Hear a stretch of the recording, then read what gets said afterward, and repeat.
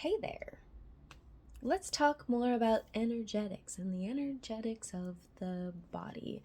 I want to talk about meat consumption because this is an area where I have learned a lot in the last couple of years and I want to be of help to others. So, there's a small percentage of the, oh, should we call it spiritual community or light workers, whatever you want to call it. I'm kind of like adverse to all of those terms, but anyway, there are some of us who like, being like vegetarian or vegan, and all of a sudden our bodies are like, please consume meat. It's very confusing to experience that. And so, this also is a message for meat eaters because I want to tell you what I've learned about how we can protect our energetic field from the nastiness that is the meat industry. Like, if you think about it, like the food industry in and of itself, the complex of how our food is distributed, it gets so mucked up energetically.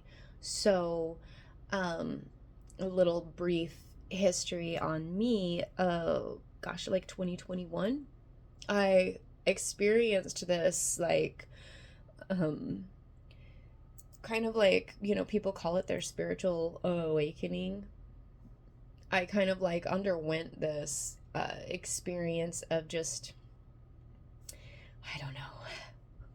How do I explain this? It was fucking nuts. That's what I'll say. But anyway, in this time, I was so energetically sensitive that it's like I could not put food into my body. I like became skin and bones in during that time. Like, it's crazy. I think I weighed like 95 pounds or something. It was just like such an intense initiation, like whoa. But anyway, in that time, like, the reason why I couldn't eat was because I hadn't figured out how to manage my energetic field and like basically purify the things that was putting into my temple, right? So that's what I want to share because now I'm quite healthy and feeling really great. Like when I eat stuff, I'm no longer experiencing like sometimes food would just like, like anxiety, exhaustion. Like at that time, I felt like if I had a bite of an apple, like the energy, uh, it felt like I don't know if anybody has like if you've experienced plant medicine like mushrooms or something, that's how it would feel like. There's like this feeling when the mushrooms start, it's like you get this weird feeling in your stomach and it's like all your chakras are kind of like and for me, like I would feel this anxiety like, "Ooh, what's happening?" That's how I would feel like with a bite of fruit. I'd be like, oh god, I feel like a mushroom trip's coming on. Like it was just really weird. So, what I have learned in the time between there and here was that, like, we need to purify our food, whether it's a meat or what. Like,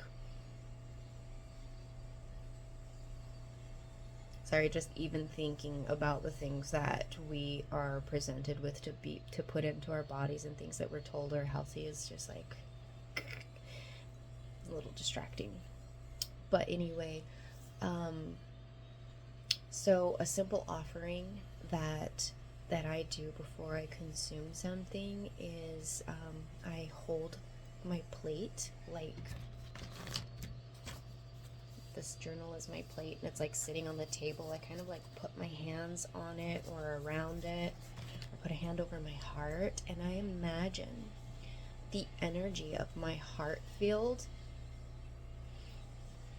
becoming one with whatever's on my plate and like the table and wherever I'm at. Sometimes like it just extends, like I open my heart field and intend and allow and bring through that the energy of my spirit and its highest wishes for me is what I'm going to consume.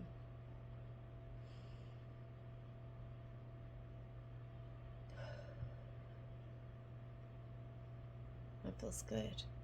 And I connect with the earth and I connect with the sun and I thank whatever it is that's on my plate. Like, thank you for growing in the sunlight or whatever. And I just imagine like the energy of the sun, and I'm eating sunlight, and the energy of the earth, you know, things that are grown in the earth. Like you're eating the earth, you're bringing that into you, and all of these things. Like it's the elements, right? If the sun, you're bringing in fire, which is vitality. If you're eating something that grew in the earth and you're eating like all of those elements, those base elements, you're eating the earth, you're grounding.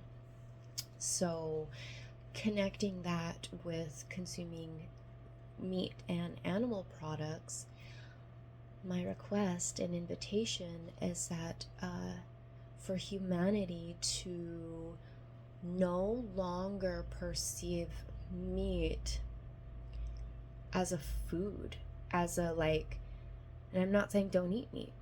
What I'm saying is change your perspective from this is a food to like this was a being. And when you're taking in that being's flesh, you're taking its essence, its soul into you. You are receiving its soul. And bless it. Bless it, thank it, honor it, love it, and appreciate it, and put it on that altar as like what you're experiencing when you are consuming something that was living. It's a holy communion, and it's for a lot of beings it's a necessary part of their existence. And I think like that needs to be acknowledged, because in order to come to earth we have to step down our energy so much, like bringing our soul is so like radiant and powerful, you know, like if you connected with the what your soul is and just let it, like the fullness of it fill you, you would explode, like you would vaporize. Like our souls are so powerful, and so we get these tiny little bits of what our soul is and bring it down and like make it dense. And a lot of us need to like consume what is on this planet, to consume what Gaia brings to us and gives to us, helps us hold that energy, helps us hold ground and stay in this field. It's a sacred co-creation that is very out of balance in our world. You know, we're experiencing, it's a reflection, right? What is going on with food and with animals especially. Like we treat them how we are treated. Like just kind of maybe put some thought into that about the mirroring of our relationship with animals and how they're treated and how we've been treated. And that's like a whole other conversation, but those who know. Yeah, that's a little segue. Let me get back to this altar, this relationship.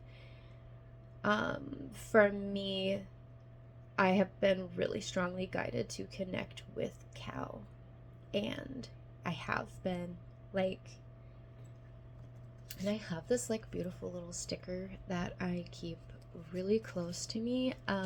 This is really weird because like I've been mostly vegetarian for a very long time, And so when I was receiving this intuitive, like, you need to eat cow to like be able to do what you're doing. I don't know, I was like actually really kind of sad because like I'm that kind of person who drives by cows and I'm like, oh my god, you're so cute. Like the moms and the babies, like I love them. But anyway, that was really hard for me to receive and understand, and that's why I'm telling everyone like all these stories and things, is because when I brought the cow into my body and like blessed it, like that's how I had to do it, was to like, this is, you're sacred. I was like, you're sacred and I'm sorry. And then I was like, don't put the energy of guilt and shame into your meal, Christy. So I'm like, it's like this process, but I'm like, I love you, I appreciate you, thank you, like whatever this is, I don't even understand. And um it was so nourishing to me. It was like genetically, like my DNA, I don't know how to explain it, but like it was so anchoring, and I am so much more stable, right? And that's like looking at the energy of Taurus, whose sign is the cow, like Taurus, the cow, like I don't know if you know astrology, their whole thing is stability. They're grounded. They move more slowly. They're really rooted, So my spirit was like basically like, you need to bring this into you. And ever since then, I'm a very, very, very air sign. Very, very airy. Like I think I have 6 planets out of 9 in air signs. So that being said, see how I just channeled that? Like you're seeing me getting all like, woo, and then I bring it back in, bring it down, ground, slow down, and proceed.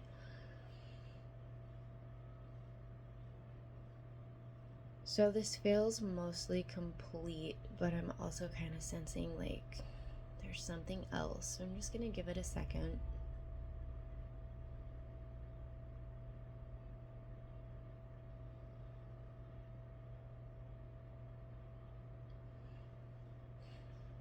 Okay.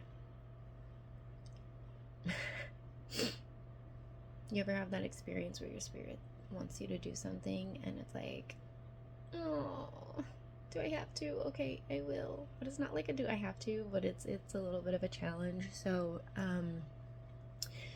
when I started, I was talking about how I couldn't eat, or like couldn't bring myself to, basically how challenging that was. It was because our food, the food complex, we're eating hell. That's what my spirit wanted me to tell everyone. Like the energy of purgatory and hell is in our food. And what I mean by that is that a lot of it, not only is it contaminated physically with poison, it's contaminated energetically with like greed and corruption and destruction. Like if you think about all the destructive forces that like if you have a meal, like depending on what region that meal was grown in, what's going on in that land, in that nation, and what if it's not something that was even like fairly traded, like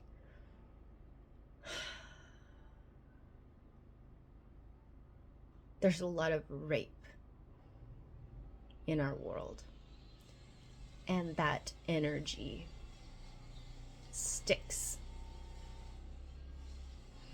And my spirit really wants me to deeply ground in that message for humanity, that You don't have to accept that.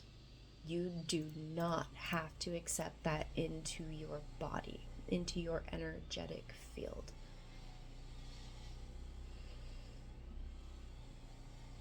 You can come in with your consciousness. It requires vigilance. It requires consciousness. It requires being awake to the real. And that means acknowledging it. And it is not comfortable. It's not. So, in place of putting blinders on and just kind of like, we all have to eat, right? We all have to buy what food that we can afford to buy. But instead of just being blind to it because it's scary and it sucks, see it, acknowledge it, own it. Own the density and ugliness, but don't take it into yourself. Transmute it. You don't have to participate in this. You can like hold your food. Like, I don't consent to the darkness. I don't like the word darkness because the dark is sacred. I don't consent to all of the shadow shenanigans that went on to get this food on my plate. But my body needs to eat. You know?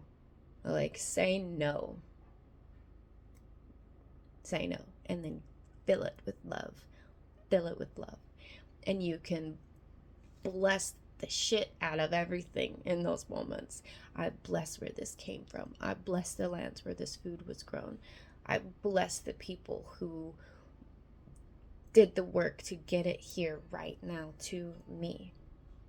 I bless all things in the name of grace and the glory of the Most High.